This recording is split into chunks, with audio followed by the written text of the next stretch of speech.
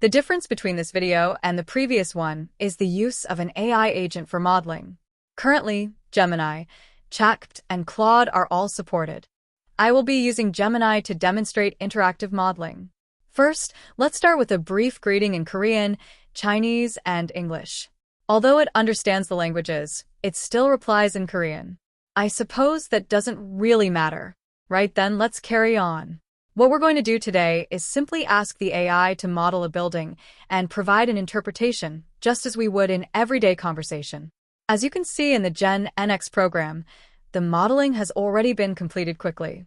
I'll ask it to create a 6-story structure. I will build a 6-story building. The default parameters will be used. 2 buildings with 4 by 2 bays, 7,000 by 8,000 millimeters spans, a first floor height of 3,600 millimeters, and typical floor heights of 2,900 millimeters. The columns will be 600 by 600 millimeters and beams 400 by 600 millimeters, using C24 concrete. The buildings will be connected at the 5th floor.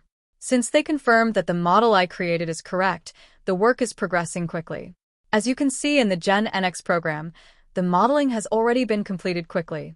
I'll run the analysis right away. The analysis is running quickly and displaying the results. I thanked them and asked if there was anything else I could do. The AI replied as follows. You're welcome. Here are some other tasks I can assist with. I can provide a summary of specific results, such as displacements, reaction forces, or member forces. That concludes today's demonstration. Thank you.